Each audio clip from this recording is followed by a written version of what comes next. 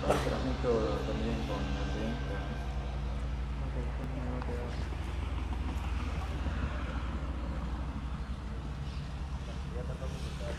Bueno, muy buenos días.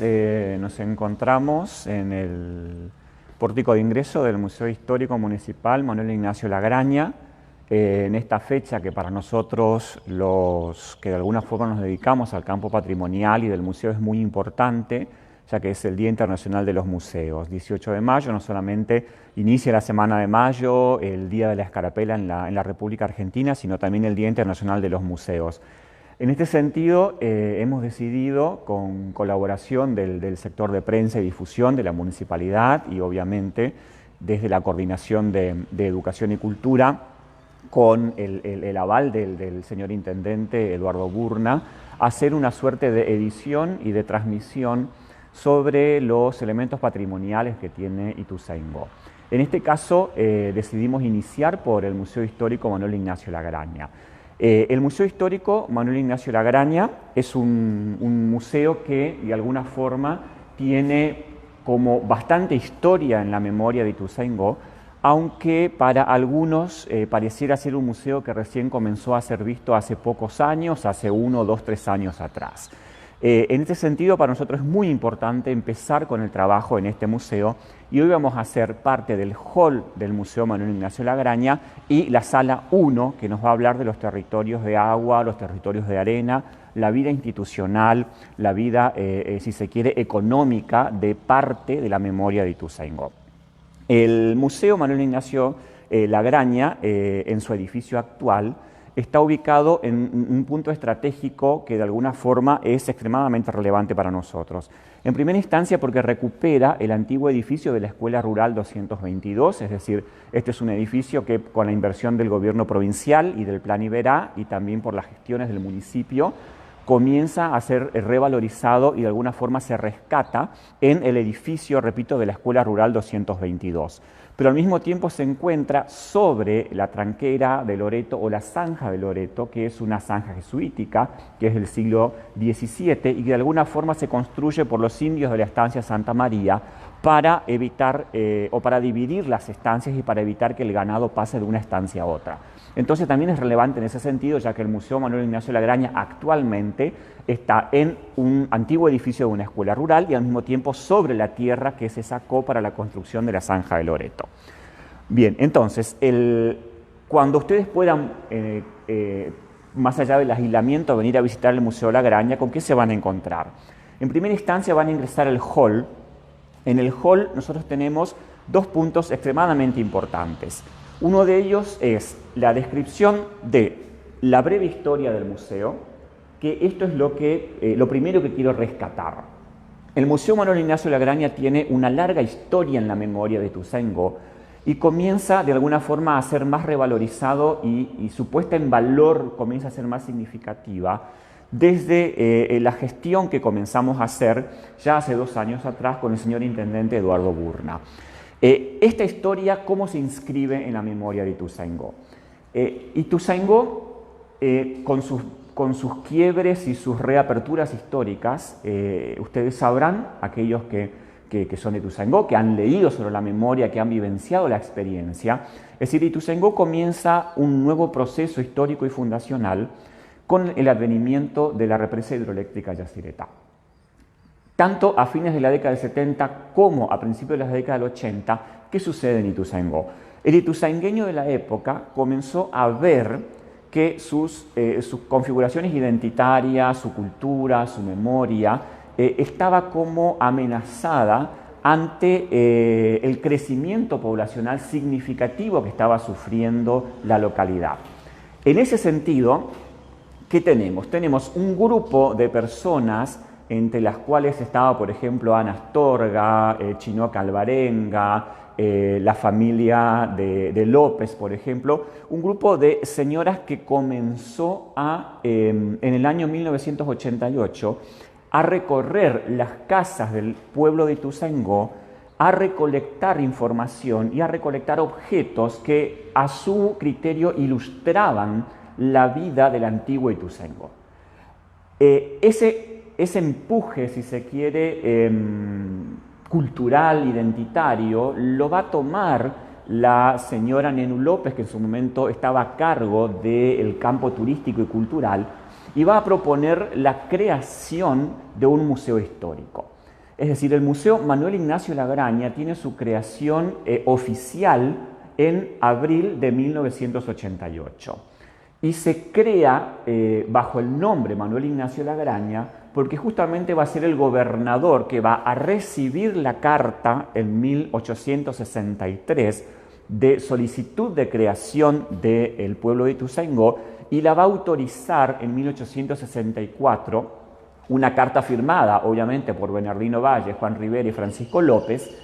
Ignacio Lagraña lo que va a hacer es autorizar la creación de un pueblo sobre la tranquera de Loreto en el departamento de San Miguel. Es lo que va justamente a establecer el decreto. Obviamente el departamento de Ituzaingó se va a configurar mucho más adelante. Entonces, en esta breve historia del museo, ¿qué podemos ver? El Museo Manuel Ignacio Lagraña nace en el año 1988, lleva el nombre Manuel Ignacio Lagraña por el gobernador que va a establecer la creación del pueblo de Ituzaingó y va a tener como varios periplos en el desarrollo histórico, ¿no? Se va a gestar en la casita antigua, en la antigua construcción del boticario de Sebastián Berardi, que luego lo vamos a ver también en la sala 1. Ahí va a funcionar hasta la década del 90. En ese lugar, el Museo Manuel Ignacio Lagraña va a funcionar junto a la Biblioteca Popular Carlos Guido Hispano, que es una biblioteca de 1875, que también es una biblioteca histórica. En la década del 90, debido a las malas situaciones edilicias y demás de la casita antigua o del antiguo boticario de Berardi, el Museo Manuel Ignacio Lagraña va a ser trasladado al Centro Cultural. En el Centro Cultural, en el primer piso del Centro Cultural, también va a compartir el espacio con la Biblioteca Popular Carlos Guido Hispano. Obviamente, nuevamente los problemas edilicios de agua, de filtraciones y demás van a obligar a un nuevo movimiento del Museo Lagraña. Y es en el año 2006, durante la gestión del intendente Manuel Valdés, donde el Museo Lagraña va a pasar a ocupar un espacio detrás del Museo de Campo. Y creo yo que también, bueno, ahí en ese pasaje atrás del Museo de Campo es donde se va a separar de la Biblioteca Popular Carlos Guido Hispano. La biblioteca va a ir a un ala del Museo Antropológico y el Museo Lagraña va a pasar atrás del Museo de Campo. Comienza para el Museo Lagraña una nueva historia, ya que comienza un tratamiento también ahí museológico más profundo, una catalogación más profunda, pero tampoco eran propicias las situaciones y las condiciones, ¿no? Entonces, en este proceso de gestión cultural, el museo va a sufrir un nuevo traslado, que es un traslado definitivo a la antigua Escuela Rural 222, este edificio que nosotros vamos a recorrer en este momento, que creo yo va a ser el lugar donde el Museo Lagraña va a permanecer y va a pasar si se quiere, su vida restante en la memoria de Ituzaingó. Entonces, el hall del Museo Lagraña nos muestra este breve recorrido del museo y al mismo tiempo expone algunos objetos como las resoluciones originales de la creación del museo y unos facímil, unas copias de lo que fueron los libros de la fundación en el año 1988. Obviamente nosotros ponemos aquí un facímil de la carátula y de algunas de las firmas de lo que en ese momento estuvieron en el acto inaugural.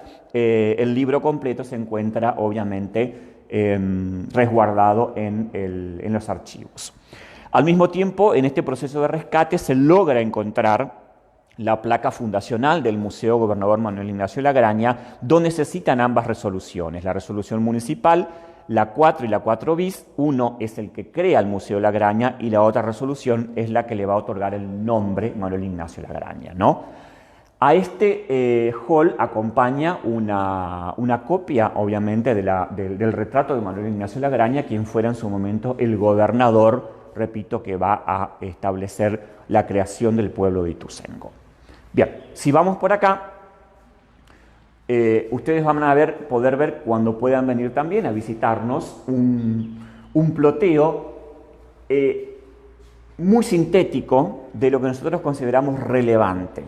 Es decir, colocamos a los tres fundadores principales de Ituzaingó: Bernardino Valle, Francisco López y Juan Rivera. Siempre hablamos de Bernardino Valle porque va a ser el que va a permanecer en Ituzaingó, pero también tuvieron injerencia política, no solamente Francisco López y Juan Rivera, sino también la familia y las esposas que acompañaron a estos hombres tuvieron que ver en todo el proceso fundacional. En este pequeño ploteo, nosotros ¿qué hacemos? Ubicamos a Ituzaingó en la provincia jesuítica del Paraguay, o la Paracuaria, es decir, la provincia que de alguna forma va a generar el primero de los ordenamientos territoriales en esta zona. Y ahí rescatamos que lo que hoy es el pueblo de Ituzaingó, en su momento dependía del departamento de Santiago. Y Santiago se encontraba, o sea, y se encuentra obviamente en el Paraguay, ¿no? Es decir, entonces en su apogeo, la Paracuaria también de alguna forma incluía el territorio de Ituzaingó, es decir, Ituzaingó era parte de la gran provincia jesuítica del Paraguay. No tuvo relicto como muchos pueblos correntinos, como La Cruz, por ejemplo, para dar un ejemplo, pero sí Ituzaingó era zona rural de las estancias. Entonces, de alguna forma, eso también lo ubica dentro del pasado jesuítico. Y la administración de lo que es el actual departamento de Ituzaingó se encontraba, obviamente, en Santiago, que eso es un punto estratégico también en el Paraguay. Entonces, ubicamos a Ituzaingó de alguna forma en la provincia jesuítica del Paraguay. Y esto es interesante porque nos vamos mucho más allá atrás y no nos quedamos en un Ituzaingó del siglo XIX, ¿sí? El Ituzaingó del siglo XIX comienza con la intromisión de estos tres hombres, Bernardino Valle, Francisco López y Juan Rivera, que en el año 63 elevan la carta a Manuel Ignacio Lagraña, quien la aprueba en el año 64. Pero esto es mucho más reciente a toda la memoria jesuítica, ¿no? Sobre esta problemática, nosotros tenemos exhibidos la ley, una copia, un facsímil de la ley de creación del Museo Manuel Ignacio Lagraña, y acompaña a esta ley una de las revistas que de alguna forma le tenemos mucho aprecio, que tienen que ver con una revista que se va a dictar en 1965, cuando se cumple el aniversario de la fundación de Ituzaingó. Esa revista sobre el movimiento cultural de Ituzaingó va a incluir obviamente otras localidades como Itaibaté, Paso de la Patria y demás, pero hay un espacio dedicado a Ituzaingó, que es un espacio muy importante en páginas, donde de alguna forma se describe el modo de vida, no solamente del Ituzaingó de la época, sino también del Ituzaingó del periodo, si se quiere, donde se celebra el centenario, ¿no? Bien. ¿Qué tenemos en el Museo Manuel Ignacio Lagraña? Tenemos tres grandes salas, ¿sí? Hoy vamos a hacer la sala 1, que nosotros le pusimos cariñosamente Territorios de Agua y Arena, Viajes y Comercio, que es de alguna forma la sala que va a ilustrar estos componentes, es decir, el Ituzaingó inscripto en el campo del río Paraná y en el campo de los arenales y también del traslado terrestre, pero al mismo tiempo un Ituzaingó administrado, un Ituzaingó pujante, un Ituzaingó de instituciones que hicieron historia también dentro de la provincia de Corrientes. Ahora, antes de comenzar a recorrer la sala 1, tengamos en cuenta lo siguiente. El desarrollo urbano, institucional de Ituzaingó, así como nosotros lo conocemos en la actualidad, es un desarrollo que comenzó a gestarse con más fuerza avanzada la primera década del siglo XX, ¿sí? 1910, 1920, supongamos, como fecha de ordenamiento institucional urbano de la localidad de Ituzaingó. En el siglo XIX, Ituzaingó se diferenciaba mucho de los otros pueblos de la provincia de Corrientes. Es decir, muchas veces se describió Ituzaingó en el siglo XIX como un Ituzaingó pujante y muy asociado al movimiento de la Belle Époque y demás. Y sin embargo, hay registros como las cartas de Hernández, que Hernández, el hermano de José Hernández, este Hernández es un agrimensor que va a visitar Ituzaingó en el año 1883, y él hace una descripción interesante de lo que Ituzaingó era en 1883. Recordemos que Ituzaingó se crea en 1864.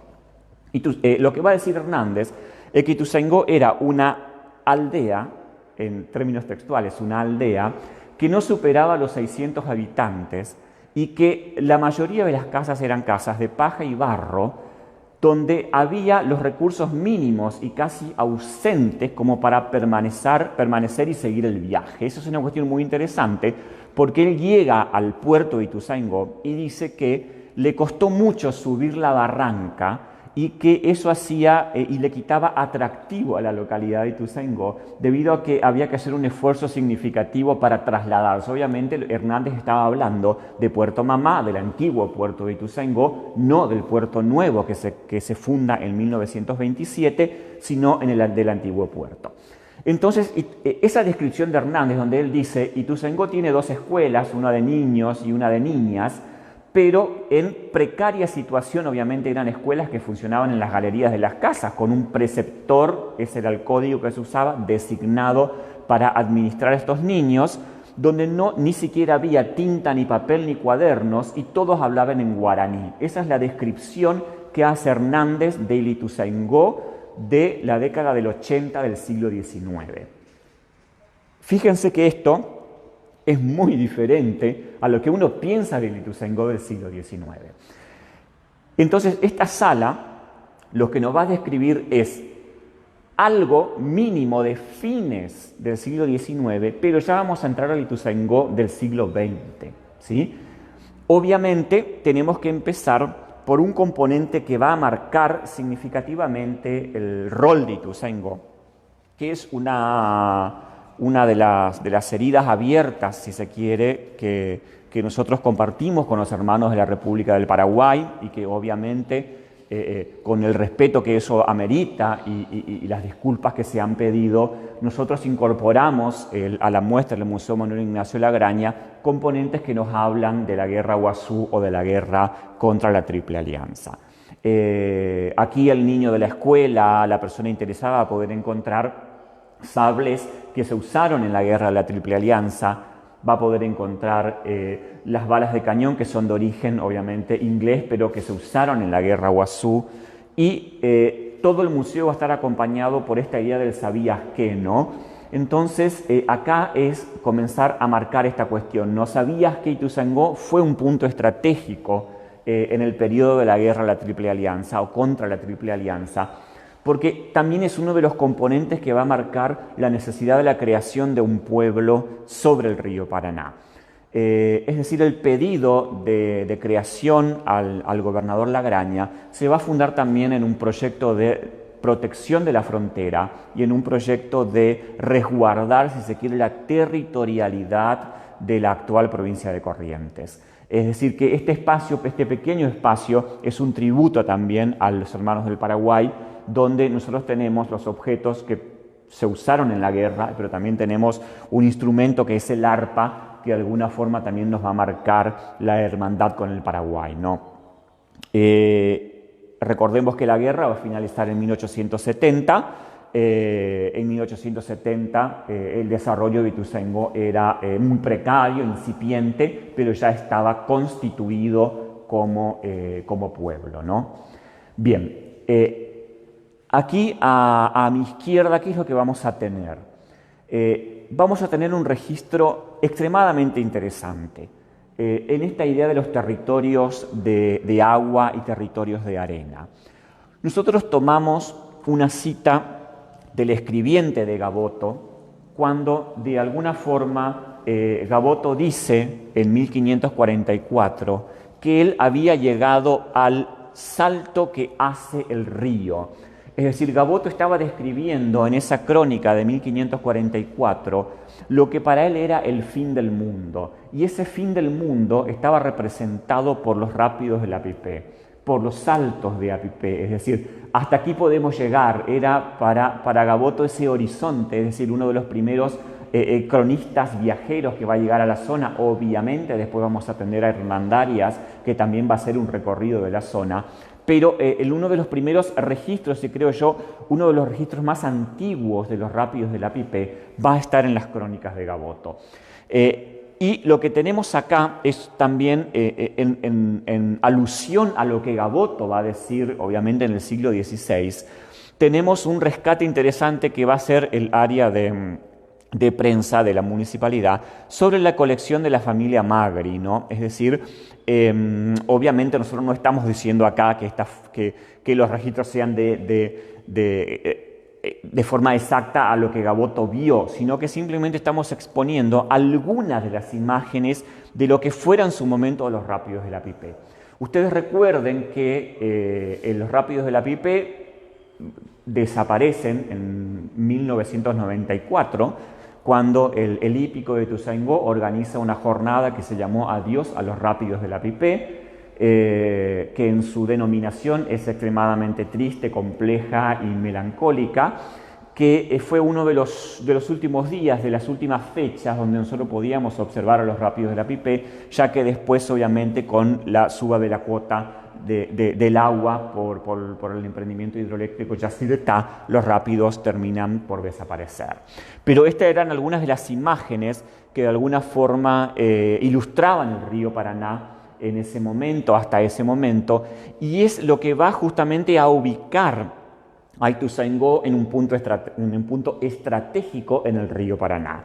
Es decir, no se podía avanzar más allá de los rápidos de la Pipe.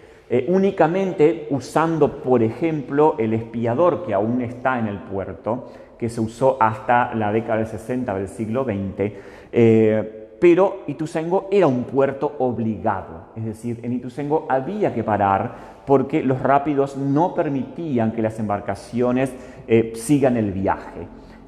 Obviamente que Ituzaingó era recorrido de Corrientes a Buenos Aires hasta el Iguazú y no solamente para los viajes de recreación, sino también para los viajes de comercio, de mercantilización y demás, ¿no? Como parte de estos territorios de agua, antes de pasar al Guairá, también nosotros ilustramos en términos generales parte del sentimiento de las personas del entonces cuando percibían el llegado de las embarcaciones. Pensemos que estamos hablando entre más o menos 30, 40 embarcaciones que llegaban a Ituzaingó, como dice Miguel López Brear. Primero fueron obviamente a vela, después fueron motorizadas, pero de alguna forma la experiencia con el río era la misma. Estamos hablando de embarcaciones que llegaban a Puerto Mamá, ya que, repito, el puerto de Ituzaingó, el puerto nuevo que hoy conocemos, se va a inaugurar en 1927, ¿no? Entonces corríamos hacia la barranca porque nos llamaban la atención los olores que no eran de Ituzaingó, café, perfumes, llegaban al puerto y eso es como que llamaba mucho la atención, ¿no? Primero esto parece decir, bueno, de otro mundo, pero si uno se pone a pensar en las descripciones que hizo Hernández en 1883 y pensar en un Ituzaingó que recién en la década del 20 y 30 del siglo XX comienza a consolidarse en términos institucionales y urbanos, no era extraño que muchos de estos componentes fueran extraños, repito, a Ituzaingó. Es decir, hay muchas cuestiones que se manejaban en las grandes ciudades que en la aldea de Ituzaingó de la época, si se quiere, eran desconocidos, ¿no? Entonces, lo que vamos a tener acá es un mundo diferente a través del río. O sea, el río posibilitaba una territorialidad diferente en la memoria de Ituzaingó. Y ese río era recorrido por barcazas comerciales, pero al mismo tiempo por otro tipo de embarcaciones. Y esas embarcaciones, un ejemplo de esas embarcaciones, es la que tenemos aquí, que es el Guairá, ¿sí? El Guairá recorrió las aguas del Paraná.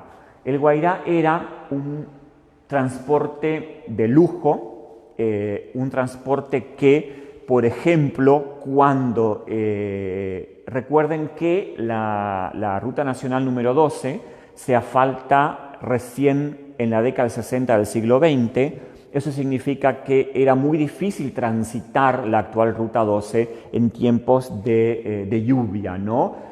Entonces muchas señoritas de la sociedad ituzaingueña, por ejemplo, cuando volvían de Corrientes Capital o tenían que volver de Corrientes Capital porque estudiaban allá el magisterio o estaban en un internado religioso, bajaban en Itaibaté, tomaban el Guairá y llegaban hasta Ituzaingó.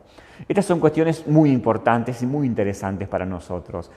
Lo que va a ser el equipo de trabajo que va a reconstituir o reubicar el Museo La Graña es justamente recuperar parte de los objetos que pertenecieron al Guairá, ¿sí? Y parte de los objetos que pertenecieron al Guairá están ilustrados en la cristalería, en los utensilios que se ocupaban, por ejemplo, en el comedor del Guairá, los aguamaniles, por ejemplo, los candeleros, las lámparas, eran objetos de lujo que de alguna forma marcaban la distinción del navío, ¿no? El Guairá va a transitar el Paraná hasta más o menos la década del 40, ¿sí?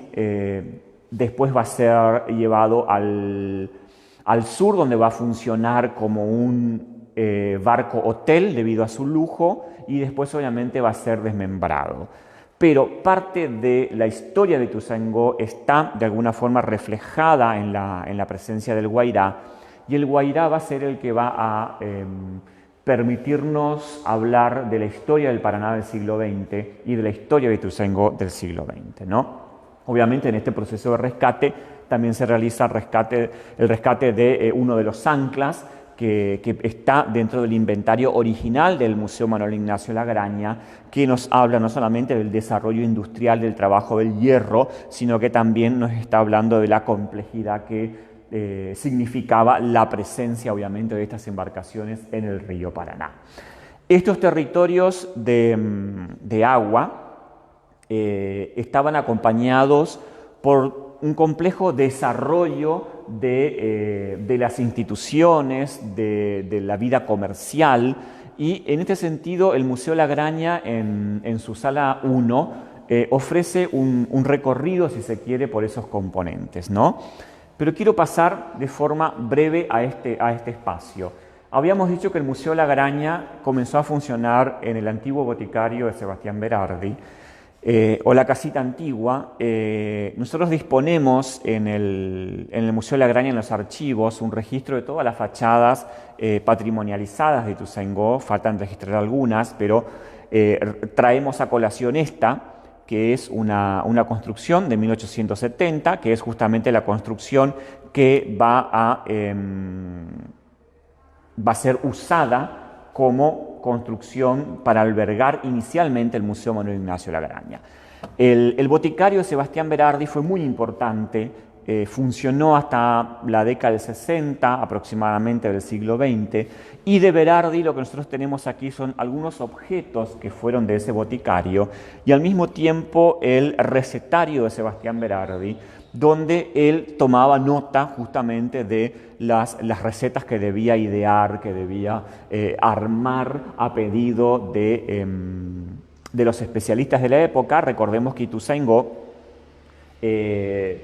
como zona en desarrollo institucional y comercial, recién avanzada la primera década del siglo XX, comenzó a tener como médicos oficiales, ¿sí? Esto es muy interesante porque Ituzaingó pasa por situaciones epidemiológicas también muy complejas, porque en 1912 va a recibir, por ejemplo, una barcaza en el puerto con personas infectadas por peste bubónica, y eso va a marcar que eso es otro capítulo de la historia de Ituzaingó que es muy interesante, pero eso nos permite ver que hasta la época Ituzaingó no tenía médicos titulados designados, es decir, va a ser en esa fecha donde se va a designar un médico municipal que en realidad va a ser un curandero de la localidad, al que se le va a adjudicar la categoría de médico municipal, ¿no? Es decir, esto es muy interesante a tener en cuenta, es un capítulo aparte acerca de la historia institucional de Ituzaingó, ¿no? Bueno, entonces el desarrollo de la medicina, el desarrollo de las instituciones en Ituzaingó son recientes en el sentido de la historia, si se quiere, del desarrollo institucional, ¿no? Esto tiene que ver con lo siguiente también, ¿no? Este desarrollo institucional se vincula de forma directa, obviamente, a la Escuela Nacional 95, que que funcionó en esta casona, que si ustedes recorren Ituzaingó la van a encontrar frente al Banco Corrientes, es decir, la escuela 95 va a aparecer en Ituzaingó en 1911. Antes de eso van a figurar estas otras escuelas que describió Hernández en sus crónicas, ¿no? Es decir, escuelas muy pequeñas, muy precarias. Recién el sistema educativo primario, si se quiere, en Ituzaingó se va a afianzar en las primeras décadas del siglo XX. Sí, esto reafirma las hipótesis acerca de que Ituzaingó tenía un desarrollo muy precario en términos institucionales y organizacionales a fines del siglo XIX. Si bien ya funcionaba el Club Social y si bien ya funcionaba, por ejemplo, la Biblioteca Popular Carlos Guido Hispano, ¿no? Entonces, lo que nosotros vemos aquí son objetos que pertenecieron a la escuela 95, ¿sí? Proyectores, contenedores de tinta, los medidores de la leche para los niños, que son objetos pintorescos que resultan interesantes también para los niños, ¿no? Para los niños de las escuelas y que pertenecieron a varias instituciones educativas de la localidad. Cuando nosotros estamos hablando de territorios de agua, el desarrollo institucional y territorios de arena, nos ubicamos en otro punto significativo. Es decir, Ituzaingó no solamente estaba vinculado por agua al resto de la Argentina del entonces, si se quiere, o de las otras localidades, sino también por tierra. Y esto para nosotros fue un descubrimiento en este sentido, ¿no? Leyendo las crónicas de Peiret en el año 1881 va a describir el servicio de diligencias que tenía Colmeiro. Este registro de diligencias de Colmeiro también aparece en las cartas de Hernández, cuando Hernández dice que lo único que él podía resaltar de Ituzaingó eran obviamente los paisajes y demás, pero era el servicio de diligencia de Colmeiro, pero que era muy precario y que hacía 2 viajes nada más a la semana. Y esos 2 viajes se hacían, según Hernández, y después reafirmados en Peiret, desde la actual, de lo que sería la Zanja de Loreto, hasta la trinchera de San José, que sería la actual ciudad de Posadas. Ese recorrido por arena se hacía en una diligencia, para que nos ubiquemos en la imaginación de lo que podría llegar a ser eso. Imagínense una diligencia del Antiguo Oeste, donde el recorrido era largo, el recorrido era para nada cómodo, es decir, en un carruaje iba el equipaje y en otro carruaje iban las personas, y ese era un recorrido que de alguna forma también tenía muchos vaivenes, no solamente que se dañaban los ejes, las ruedas, sino que era muy frecuente el asalto, era muy frecuente el vandalismo que sufría este traslado. Entonces, en este sector, nosotros quisimos ilustrar con una cita del diario de Peiret este territorio, si se quiere, de arena que va a compartir el espacio y el tiempo con el Guairá. Y en este tenemos una ilustración símil, si se quiere, de lo que habrá sido ese recorrido y los objetos que efectivamente iban en esos carruajes, ¿no? Es decir, tenemos los baúles para el traslado de las prendas de vestir, para el traslado de los objetos. Tenemos al mismo tiempo, es decir, las armas de fuego que acompañaban ese traslado, debido a que, repito, esto era un territorio que también estaba propenso a los asaltos, a los bandoleros y demás, que generaban ahí de alguna forma una crisis en el traslado terrestre, que quizás no estaba en el traslado por el río, ¿no? Entonces es interesante, fíjense ustedes, lo que dice Peiret, ¿no? Las mercaderías las hacían llegar en largas caravanas de pesadas carretas, y el pasaje se embarcaba 2 veces por semana en la diligencia del señor Colmeiro, que hacía también el servicio de correo. Es decir, Colmeiro no solamente trasladaba personas, sino que trasladaba también el correo, ¿no? Y esto se hacía desde la tranquera de Loreto, ¿sí?, hasta la trinchera de San José, ¿sí? Es decir, más o menos hasta lo que es la Plaza Libertad en este momento en Posadas, lo que es frente a la catedral, ¿no? Al mismo tiempo, lo que nosotros queremos reflejar aquí son algunos componentes interesantes vinculados al viaje, al traslado, al territorio, si se quiere, ¿no? Y es donde nosotros retomamos el componente de la fotografía. Y el componente de la fotografía es muy importante porque la fotografía estaba reservada para estos momentos especiales. Es decir, la fotografía estaba reservada para el momento en que la persona viajaba, el momento en que la persona llegaba. La fotografía estaba reservada para las celebraciones, para los nacimientos, para las defunciones, para los velatorios. Es decir, la fotografía era usada en momentos críticos y en momentos claves para el desarrollo de la memoria y para, de alguna forma, contener, si se quiere, parte de esa historia que no podía ser registrada de otra forma. Y para esta ilustración de la relevancia de la fotografía, no solamente exponemos las cámaras fotográficas de cajón, sino también retomamos la fotografía de Sebastián Berardi. Sebastián Berardi fue el propietario de la farmacia Berardi y lo retomamos porque no solamente por su rol significativo en la consolidación de la historia de la medicina en Ituzaingó, sino porque fue el propietario de la casa donde funcionó el Museo Manuel Ignacio Lagraña.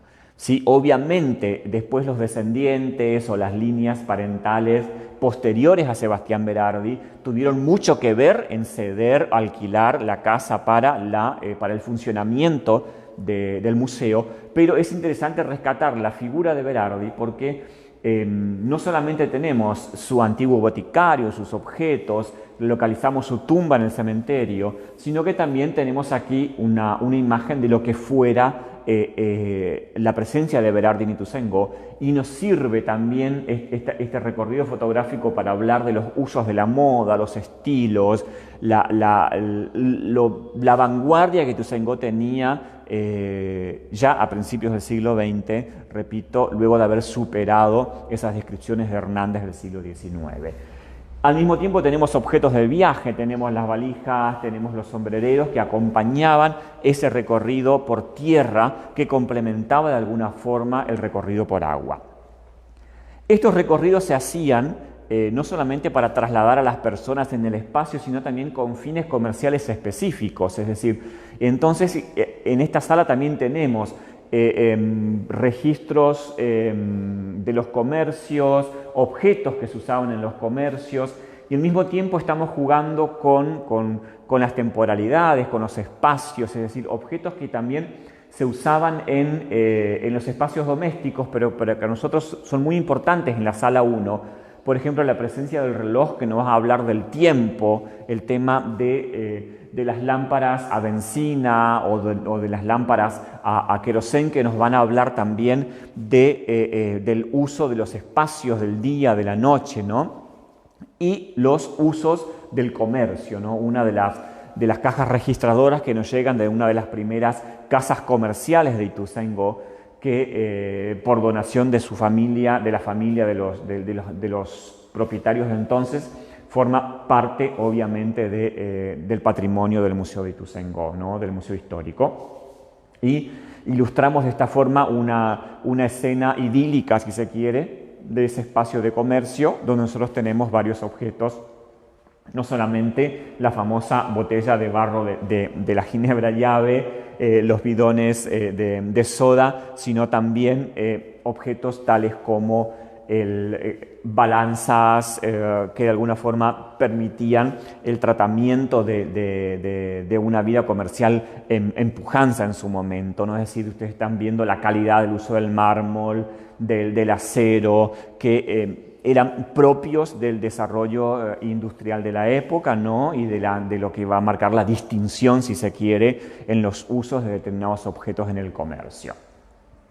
En términos generales, ustedes van a poder ver, cuando puedan recorrer la sala 1, la presencia de estos elementos que, repito, nos van a ilustrar un Ituzaingó del río, un Ituzaingó de la arena, un Ituzaingó con el desarrollo institucional de periodos diferentes, es decir, una casita antigua que se remonta al siglo XIX y una construcción de la Escuela 95 que se remonta a la década del 30 del siglo XX, es decir, diferentes momentos, tipologías, edilicias, construcciones, modalidades, y al mismo tiempo la presencia de componentes de larga duración en el tiempo, es decir, estamos hablando acá del uso del hierro, del uso del bronce, del uso del mármol, que hablaban obviamente de la perdurabilidad de los objetos propio de una ideología fundada en el comercio, en una ideología fundada en el desarrollo liberal de la economía, que son muy interesantes para tener en cuenta.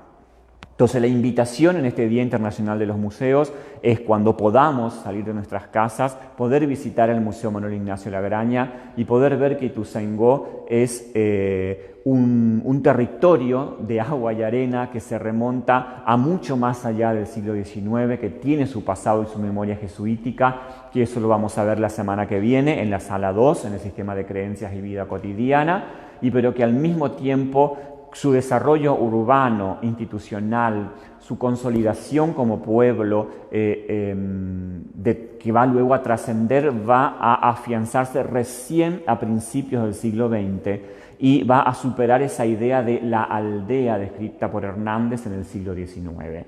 Gracias a todos por este tiempo, por el espacio que nos han dado en su vida, en sus casas, en sus redes, y están todos invitados a conocer el Museo Lagraña para cuando podamos salir de nuestras casas.